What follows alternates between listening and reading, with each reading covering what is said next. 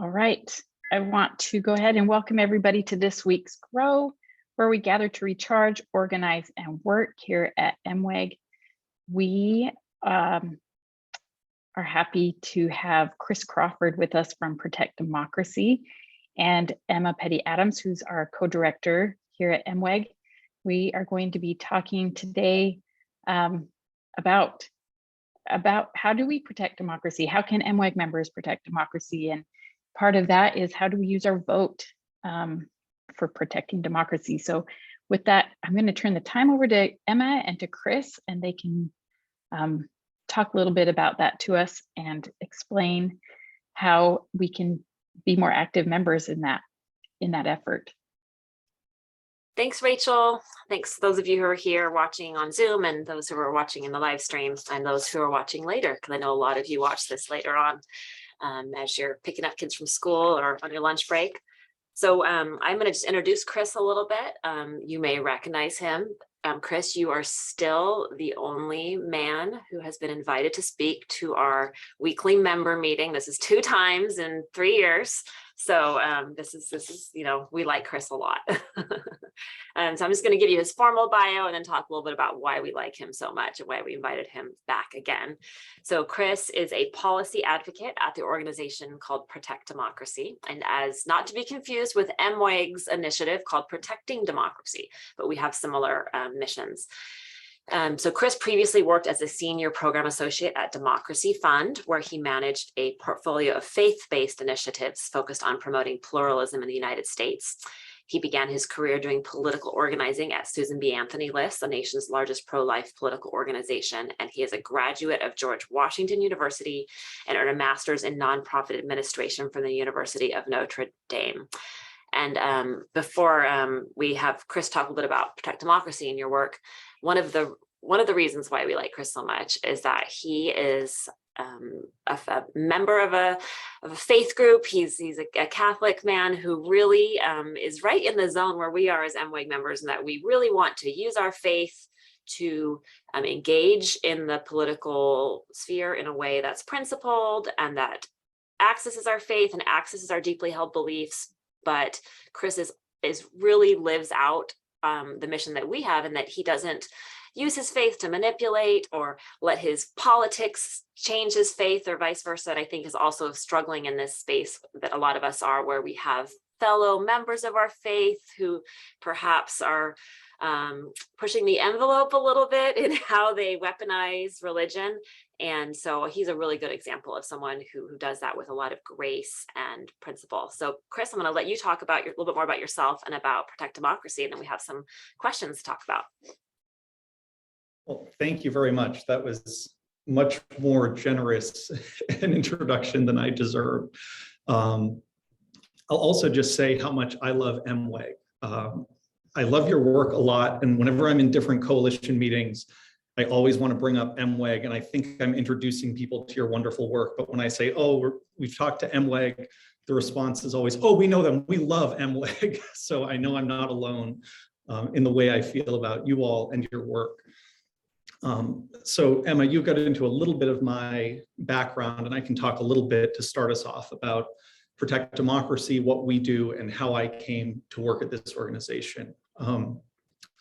Our big focus at Protect Democracy is in trying to stop the backsliding into authoritarianism that we're seeing in democracies around the world, and that we're all learning we are more vulnerable to here than we would have thought. In recent years, we've learned that. And so that's what our work is focused on. Some of the different ways that we do that, one way is through litigation, focused on trying to win court cases that can help to preserve our democracy. Other ways are through advocacy and lobbying, which is a lot of the way that we've worked with you all in the past. And then also through scholarship and through different ways of writing and working with the press. I work with an extraordinary group of experts. I joke that I'm very blessed to be the least smart person at my organization. Just brilliant people who are experts in subject matter related to democracy across the board. And a lot of what our work is focused on is taking that expertise, getting it out into the world to the people who can use it for good. And so that's obviously how a lot of our work has been with MWEG and your network over the years. And I came to Protect Democracy actually as a sort of outsider during the 2020 election, leading up to the 2020 election. Protect Democracy staffs the National Task Force on Election Crises, which is a cross-partisan group of experts that are sort of an authority on election crises in the US. And they reached out to me during my previous work at Democracy Fund, asking if I would help with faith outreach for the task force leading up to the 2020 election. And I basically just made that my full-time job in that sort of crisis moment. And so helped get good messaging into the hands of faith leaders and just got to witness and support some remarkable work in ensuring people knew how to vote, where to vote, vote during a pandemic, and then also protect the right to vote, the peaceful transfer of power, and other important institutions. And MWEG was really just one of the key organizations that I was proud to work with in both asking for good information that I could then go find the experts to get it to you all, but also in creating content. When people were asking for good information, for example, on disinformation, I was sending secular partners to MWEG's website to see your resources because they were some of the best. And so after the 2020 election, I had been at Democracy Fund for over 6 years. And because I liked doing this sort of on the ground work, as much as I had enjoyed working in philanthropy, I was interested in continuing doing some of that on the ground work. And so one of my friends said, well, is Protect Democracy hiring? You could just go continue what you're doing. And so I applied and was lucky enough to be hired. And I've been working, this was early last summer, I started working at Protect Democracy, and most of my work is focused on the 2024 election now. Those of us who were working in 2020, doing good work, kind of scrambling as things emerged in 2020, now are sort of saying, what's the playbook we need in order to protect the 2024 election? How can we create bipartisan, cross-partisan movements to help preserve our democracy? And so that includes scenario planning, work on the Electoral Count Act reform, and just doing outreach early, building toward protecting our democracy in 2024. So that's where most of my work is focused. Great. So I want to ask one kind of question, kind of personal question before we launch into some more wonkiness and talk about, the collective work we're doing. So personally, can you talk a little bit about you're in a space right now, you're talking to women of faith. MWEG is a space where we aren't promoting our faith in the public sphere, but we're unabashedly living it. We are looking at our politics through the lens of our faith, and we are allowing, and we're talking about it all the time and how it informs. So talk to me a little bit about how your faith informs your political involvement. Sure.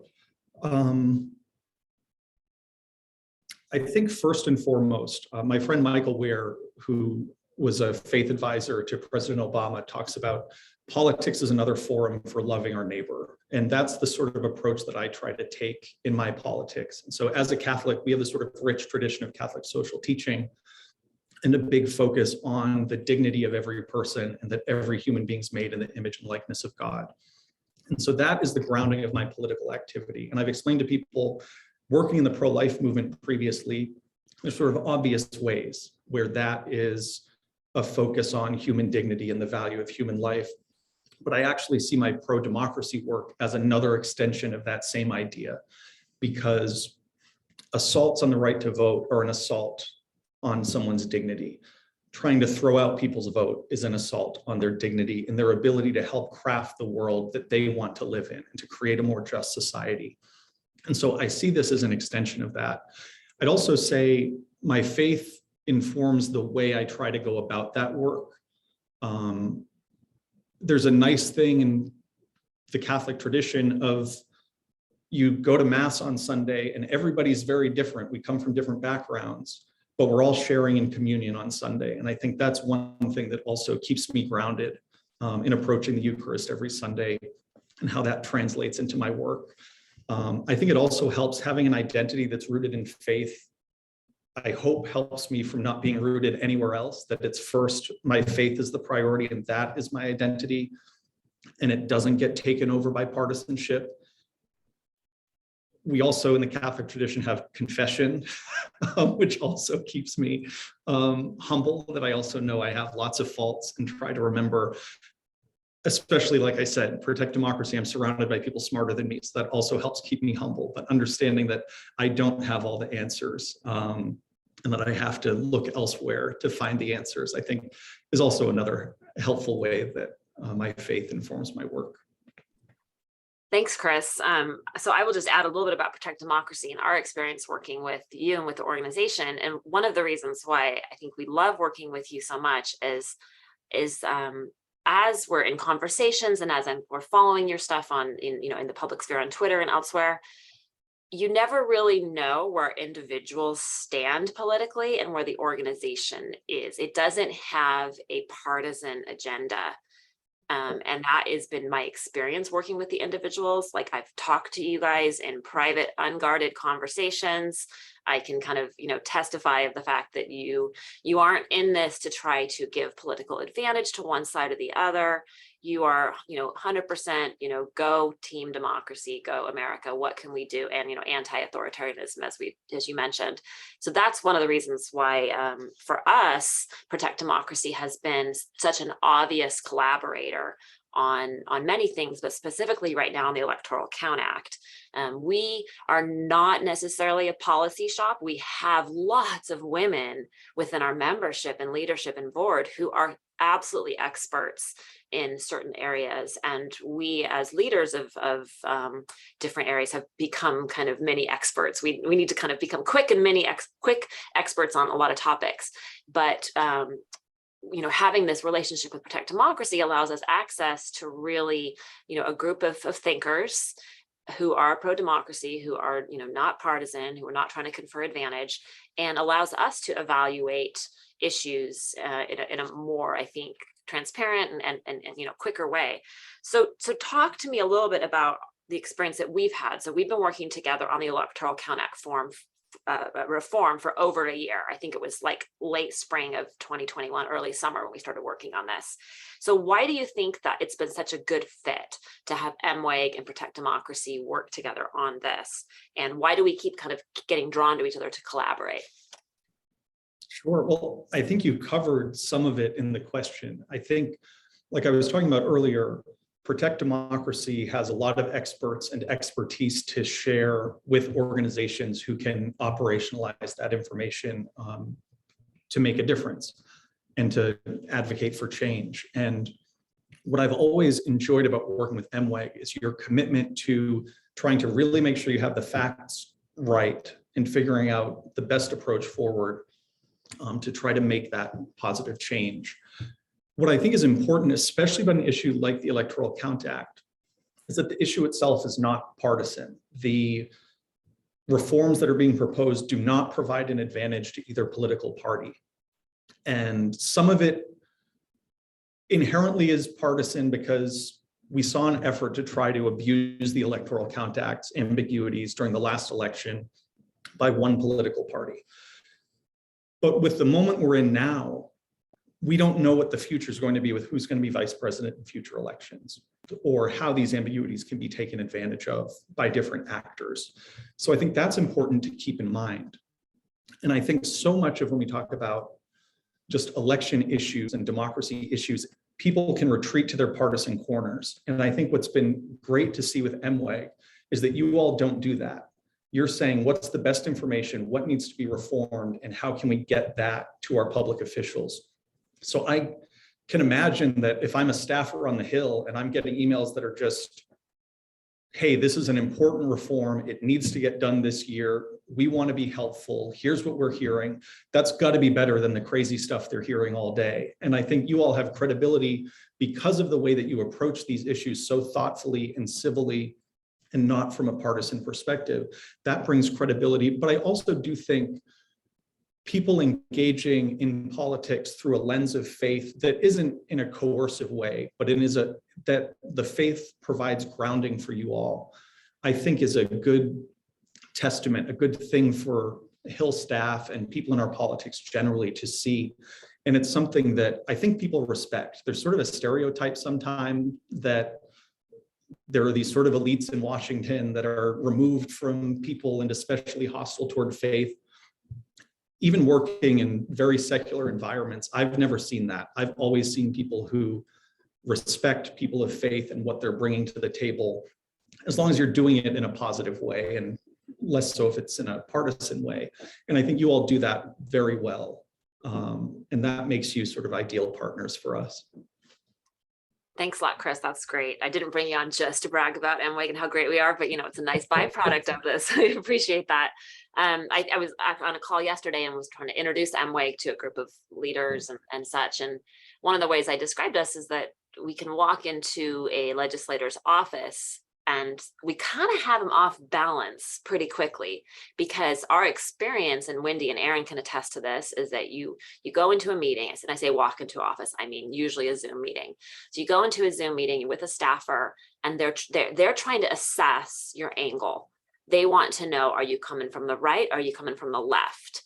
And then that then influences how they talk to you about the issue. Either in some cases, they'll just complain about the other side because they think you're going to be the ones who are going to listen and agree with them and kind of validate them, or they're hostile in that they feel like you're there to attack them and therefore they have to be on their guard. And we've had multiple experiences now with both of those, depending upon where we're going in, but the vast majority of them are much more open conversations and much more interesting and in-depth and nuanced, because in most cases we're able to bring constituents that come from different political parties and backgrounds, and they can come together and say, this is something we agree on. We'd like you to get together with your colleagues and do the hard work that we've done as individual citizens to evaluate issues and to agree upon them. So I think that is something that we really I think see this on as an impact that MWEG can have. So let's talk a little bit more then specifically about the Electoral Count Act. I mean, we don't need to get too much into the details. We've done a lot of educational work on this with our members. If you're watching this, you probably have lots of information at your fingertips. And I will add that the information that we've written and shared with you is absolutely informed by the experts at Protect Democracy and other places who've written about it. So we use a lot of their work to ground ours in and build on. So can you talk a little bit about, just give me a little nitty gritty about, when Protect Democracy was evaluating this particular reform, what did that look like? What was kind of the internal process? And then kind of what's the team like that's working on it, and how do you actualize and try to make an impact? Sure. So the work that we've been doing predates my time at Protect Democracy by quite a while. I think the biggest focus, though, was after the votes were cast in the 2020 election. There was a lot of educating to do for the public and the press on what exactly governs the process now of casting and counting the electoral votes. And so there was work, especially grounded in the work of the National Task Force on Election Crises, to educate the public on the process and what the safeguards were against someone trying to overturn the result of the election. What I think we only minorly anticipated was just how far some of the people in our politics would go to try to abuse the ambiguities in that statute. And so after the election, when the Task Force on Election Crises was putting together their recommendations for preventing future crises, reforming the Electoral Count Act was one of the first things that they mentioned. It was one of the most important things that they mentioned. And so it was really looking at the statute and saying, okay, this was written in 1887. It uses a lot of outdated language. It uses a lot of language that was more applicable to the controversies of the time that now can be abused for the controversies of the present. And so trying to figure out what are the holes in this that need to be filled, how are the ways that we can improve this statute to really hold in future elections. And so there are some obvious things like ensuring that the vice president's role is even more clear, that it's purely ministerial. As you all know, it right now just takes one objection from one senator, one House member in the joint session to sustain an objection. That needs to be higher. And then just numerous ways that language throughout the statute is unclear on what constitutes a quote unquote failed election, what constitutes a disaster, these sorts of terms that really were made for a different time need to be clarified before the next election and to prevent future crises. And so we put out some of that information. We were talking with Senate offices all last summer and working with a coalition that was cross-partisan. Our team internally is cross-partisan, but first starting with trying to get good information out there on potential reforms of the Electoral Count Act. Another important role that we've been playing is we haven't backed very specific legislation or anybody's sort of specific idea. We had our own reforms that we put out, but we've also curated what's out there so that senators, congresspeople, advocacy groups can compare the different ideas side by side, section by section, which I think has also been helpful. What was sort of cool to think about yesterday when the House passed a reform bill on the Electoral Count Act is it had 9 Republicans, which is obviously a small number of Republicans, but thinking back to last summer when we could not find a Republican co-sponsor for Electoral Count Act reform, we were trying very hard, had great conversations on substance, but couldn't find co-sponsors at that time. The fact that we had 9 Republicans yesterday and that there are 11 as of this morning Republican co-sponsors on the Senate bill is remarkable. And now we went from having no proposals to it seems like everybody wants to have their hands on Electoral Count Act reform. So it's really been remarkable to see that progress over the past year. Okay, so let's just take a pause for a moment and just marinate in that. As I'm talking to you MWEG members, you did this. I mean, you were a part of this. We have been meeting with these senators a lot. We did target a lot of Republican senators in certain states where we had membership. You guys have been writing letters to the editor. You've been writing opinion pieces. You've been, in June, I delivered 500 of your letters directly to Senate offices. So this is a moment just to sit. We're not across the finish line yet. We're going to talk about that in a minute because we want to get this all the way across. But I think it's really important when you're doing kind of this long-term, when I say long-term, I mean, it's long-term, it's been over a year, this long-term important work of doing, democracy reform and support work that supports legislative reform for democracy. It's important to stop and just take a breath and be like, okay, there is a reason why we're doing this, and this is a good thing. We did manage to make this bipartisan, which was really strategically important. Yeah. That we always knew that it wasn't an issue that should be partisan. Like we all knew that, right? But making it go from an issue that shouldn't be partisan to an issue that actually is, on its face mechanically bipartisan was a big hill to climb. In this current environment. So, way to go. Thank you for all of you who wrote letters. And now let's talk about what's up next, because obviously the House passed a bill very quickly this week. There were, like you said, 9 Republicans. If your Republican was on that list, and we'll work to get a list for you in the chat, then you absolutely need to reach out to them and say, thank you, thank you, thank you, thank you. Now, if your member of Congress was not on that list, you might just reach out and say, trying to understand why not? Like, this is something that's really important to us. It's bipartisan. Specifically, I would say those of you in Utah probably couldn't hurt to send a very peacemaking letter specifically to John Curtis and Blake Moore and say, hey, this is something we've been working on for a while. I would just like to understand why this, why you didn't sign on, and, are you paying attention to the bill in the Senate, and can you support that effort generally? So that's where we are right now. Okay, so let's talk, Chris, about what we need to do next. What lies forward for us? What are the barriers? And what do you need from MWEG? What are the things that MWEG members specifically can do to get this thing across the finish line? Sure. So first, on process, it was a huge vote on a good bill in the House yesterday, and just a really important milestone. The fact that there were some Republican votes is also encouraging. Just an enormous credit to all of you and everyone who's been working on this to get to that point yesterday. One note on the Republicans that opposed it and some of the floor debate and the committee debate. One thing that was interesting is there were not a lot of criticisms of the substance of the ECA bill. There were a lot of Republicans noting this didn't go through regular order. that it was moving quickly, that sort of thing, calling it partisan. But not a lot of, we oppose such and such provisions. That was interesting. Where does this go from here? There's the Senate bill with 21 sponsors, including 11 Republican co-sponsors. There was an excellent hearing in the Rules Committee in the Senate back in August, chaired by Senator Klobuchar. And now that committee is going to do a markup next week. And then they will likely vote the bill out of that committee to go to the full floor of the Senate, hopefully, eventually.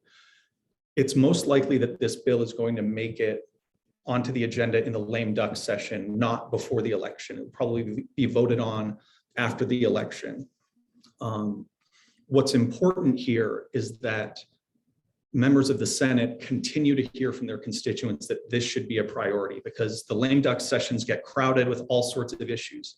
And so they really need to hear from people that this has to be a priority, especially because we need to get this done before the glare of the presidential election. And I'm from New Hampshire originally, so I know that the next presidential election starts right after this midterm election. So it's really important for them to hear the message that this is urgent and needs to get done. And I really do think offices respond to what they're hearing from constituents. And I think a bill like this, to your point, Emma, we're not trying to just get 50+1 votes or 59+1 votes in the Senate. We need this to be bipartisan to show buy-in across the board. So it's a little bit different that we're not sort of saying, here's the target list, here are the specific people you need to talk to that are the swing votes. We think everybody should be considering voting for this. And if you look at the co-sponsor list, it's very diverse. This isn't just moderates in the middle supporting this already. So even if you're from a state where you don't usually think you need to talk to your sort of partisan senator about something, get this on their agenda. Try to get them to really see that this is important to you and your community and our whole country. I think that's the biggest guidance. So how can you do that? By sending emails, phone calls to the offices, requesting meetings, and also through letters to the editor. That's one thing that MWEG has been just exceptional at, is getting these arguments into the local newspapers that we know Senate staff reads. And you're all so good at it that now I have my clips that I get every morning of all the different articles on ECA, and I can spot the MWEG ones. I read them and I say, this is awesome. This is an MWEG letter. And I send it to our staff to say, here's more MWEG, here's more MWEG. And I think, I don't know this for sure, but I was surprised at how many letters you had sent to the Senate, Emma, that I would guess that you are the top sender of letters on this issue, or at least near the top of organizations that have been activated on this. So thank you for doing that, and just keep it up. I think we can send around the Rules Committee members, because that's the important first next step, is the vote in the Rules Committee, wanting a strong showing, a bipartisan showing. So that should be our top priority. But after that, I think every single person on this call should try to take at least one action and reach out to your senators in at least one way to try to get this on their agenda. Awesome. So Wendy and Aaron are here. They'll be reaching out to our membership shortly with some more details. We are preparing for you guys a script. You know, we do scripts, but we like to leave space for you to, we don't want you to all say the exact same thing. We leave a lot of space for you to kind of write your own thoughts on it. But we are preparing a short kind of guide, I should say, and a call to action that will go out to our membership early next week. And we're going to specifically send it to all of you who live in Rules Committee states. So I will pop a list in the chat of those states. So we are asking you, you know, early next week, like Monday and Tuesday. I think the hearing's scheduled for Tuesday. We're asking you to call those Rules Committee members and just express support for this legislation. Say, I really care about this. You know, personalize it. Doesn't need to be long. So make that call. If you can, feel free to write them as well. But the call, I think, will be really important early next week.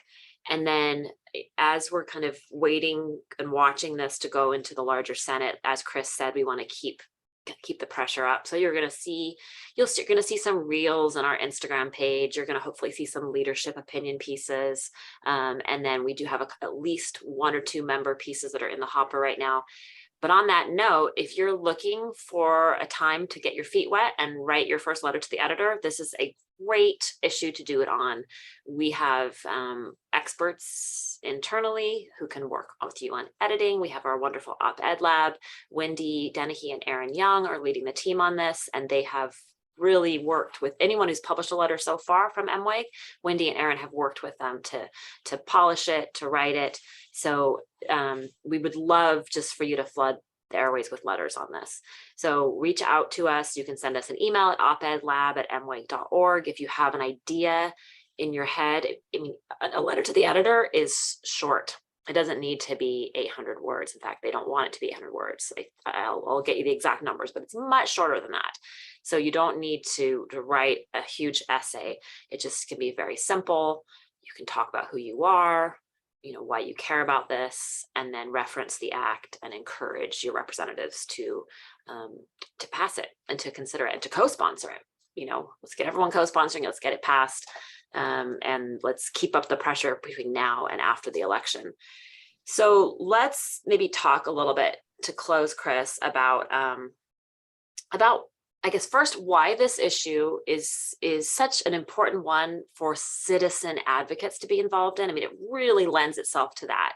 But then along with that, Chris, you alluded to or talked directly about the atmosphere that you work in, which is very much cross-partisan policy work, which, you know, mirrors, so you're kind of at the expert level, and it mirrors what we're doing at MWEG, and that we have a cross-partisan leadership team and membership and volunteer team. And we are really in the arena on the day-to-day work of kind of wrestling back and forth about policy. We regularly disagree. Jen and I are co-executive directors, and we oftentimes are like, yeah, I don't think so, to the other one, or we don't line up on everything. Can we talk a little bit about like the citizen advocacy piece, and then can you talk about just the power of cross-partisan collaboration and how we as non-elected officials, that we do have a number of women within MWEG who are either elected officials or who are currently running for office, which we're so excited about, but talk about how we can model and practice those skills and how important those are to the future of democracy, and personally talk maybe a little bit about how the experience for you has been working with others with whom you disagree with regularly. Mm-hmm. Sure. I'm going to try to remember all of those questions. Yeah, I kind of threw a bunch in the end. So you just talk about whatever you want, and I'm sure it'll be great. First, why we think that citizen activism on this is important. I've sort of covered this already, but I think this is an issue that should not be partisan and is not partisan. It doesn't provide an advantage to either political party. And so I think members of Congress hearing from people that this is important in and of itself. They need to hear about this needs to be a priority. It's urgent. There's consensus around how to get this done. I think that's a message that will resonate and sort of cut through the noise as they're dealing with all sorts of other issues as we get toward the end of the year here. As far as the importance of cross-partisan work, I think I sort of hesitate to say anything because you all are as good at this as anybody else. So I don't know how much I can add, but from a pragmatic standpoint, this is the way things get done. It can be much more comfortable to insulate yourselves with like-minded people, complain about the other side, fire off angry tweets all day. Like, there's nothing easier than being cynical and not having to do anything. It's a lot more difficult to say, I want to make a difference. I want to make a difference with other people. I'm not going to draw a line on who I will or won't talk to about the things that matter to me. And so it's not easy work. It can be uncomfortable, but it really is the only way that we can get anything done in our democracy. Sometimes both our political parties act as though they're on the verge of a permanent majority. And it's never the case. Whenever either party thinks the other one is just about dead, it comes back and things get much more difficult. We have to learn how to live together, how to govern together. And it's, I think, an essential call for people of faith to be a part of that, recognizing the dignity of the people that they disagree with, that they even disagree with strongly and on sort of fundamental issues. How can we still live together, work together, and preserve our republic? I think that's just really important. I think at Protect Democracy, one thing that is helpful is we have sort of clear, strong organizational values. And so we can sort of draw upon those in difficult conversations. Like, one of them is, when in doubt, get more honest. And so that sets a standard that If people have things they need to talk about, they're going to talk about them. They're not going to sort of sit back and let them fester. Mission is the metric, is one of our strongest values. And so that also helps, is you can put aside the other things. You can put aside the other issues that you disagree on and say, okay, we need to get this issue done. We need to work on this together. We need to protect free and fair elections, the peaceful transfer of power. And I think that's also important because every other issue depends on our elections working and in holding together the peaceful transfer of power. And so that's what I've said a lot to people on different sides of different other political issues, but especially like our religious freedom cannot be preserved unless our democracy is preserved. And I think that's really important to keep in mind. And I just appreciate everything that you all are doing, especially through this lens of faith. I think it's very powerful, and we just love working with you and appreciate you very much. Thanks, Chris. I won't make you answer this, but we should be thinking about what are we going to do next? Because, you know, we're going to get this Electoral Count Act thing done. We're going to get it done, you guys. We're all going to put our shoulders to the wheel, which is a great Mormon term. Put your shoulders to the wheel, and we're going to make this happen. We need you. We need every single one of you to be a part of it. We're going to get this thing done, and then we're going to move on to the next thing. And as Chris said, it's important that we're always focusing on things that protect our core democratic principles, protect the rule of law, the rights of humans, as we treat them with dignity, and our responsibilities to each other. These are always going to be a part of MWEG's work because everything else depends upon that. You cannot have, immigration reform without strong democracy. You cannot fix a lot of the environmental issues that we have. It's really hard to address racism in a meaningful long-term way without the country and our citizens having access to a functioning democracy. So this is why we spend a lot of time talking about it. This is why we've worked really hard at MWEG to make it a little bit maybe more exciting than it feels like initially. That's why we talk about the rule of law with stars in our eyes, as though it is, the fundamental, truth that it is to how things run in our country. So the more that you talk about this with your friends and family, with your children, I've had some great conversations in our home. We are together raising up a generation of humans who will, we want to leave the planet better for them. We want to leave our democracy better for them. So this is important. So I'm going to turn it over to Rachel in just a second. But before I do, I want to thank Chris. You guys can all tell how great he is. You can follow him on Twitter. He's very interesting on Twitter. Maybe we'll get your handle. We'll put it in the chat and in the comments on Facebook as well. And just really appreciate your generosity towards MWEG and the generosity of spirit that we really feel with everyone we've worked with to protect democracy. I mean, we're really good at meeting people and assessing whether or not they're going to be good ones to work with. We have as Mormon women, we have a really high condescension meter, I guess is the point. We know when someone's going to be condescending, and we figure out pretty quickly, whether or not this is going to be a good relationship. And it has been nothing but just, really excellent, professional, and, mutually beneficial. So thanks, Chris, for being really the spirit guide through that on your end. So as we close, I just want to point out, we'll put some links in the chat. So we do have an ongoing call to action on Electoral Count Act. I mean, so honestly, if you want to go send a letter to your senators every week, go for it. And there's no, it takes 5 to 10 minutes with the tool that Wendy has set up. But specifically, those of you in the Rules Committee states will ask you to make a call early next week. So watch out for that in email and on social media. And then we also are still working on Afghan Adjustment Act. We'll give you a little bit of an update on that soon, but that's another piece that we're working on we've been working on for almost a year. That's got a lot of bipartisan support. That's so important. I know so many of you are in your communities working to help resettle Afghan families. And so you see firsthand the barriers that they have to settling in long term due to a lack of pathways to permanent residency. And it hurts them, it hurts our communities, it hurts all of us when their position is up in the air. So that is an important one we're still working on. I would add on either of those issues, Electoral Count Act or Afghan Adjustment Act, if you are feeling strongly that you want to get more heavily involved beyond writing a letter, you can reach out to us and we can help you set up a meeting with your legislator. So we've been doing some meetings here and there, not here and there, consistently. We've been doing lots and lots of meetings every week. But if you have, if you feel like you want to do that, we can work with you to make sure that you get involved in one of those. And then, you know, we are in election season. I think we're 50 days, 49, 50 days till the midterm elections. And so MWEG's Know Your Vote, Grow Your Vote campaign is in full swing. Make sure you're following us on all our social media platforms and you're getting our newsletter so that you get access to those great materials that we're putting out each week that kind of guide you through how to be a principled voter. And then taking that beyond that, we hope you'll share these, not just the materials, but share what you're learning with your community, with your friends and family. So just this week, we dropped our updated, rebranded voter preparation party materials. That's a really great way to make democracy fun. We've had lots of MWEG members do these over the years where they invite community members, neighbors, friends into their home or on Zoom.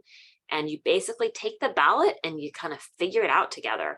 They're not set up to be a debate or like, you know, you don't walk away assuming you're all going to vote for the same thing or person, but it's a way for you to crowdsource, because sometimes those ballots can have a lot of things on them that you need that would be helpful to have others to help, you know, figure out what's on there and talk a little bit about, you know, making sure that we're accessing good information and good sources to evaluate our candidates and our ballot measures.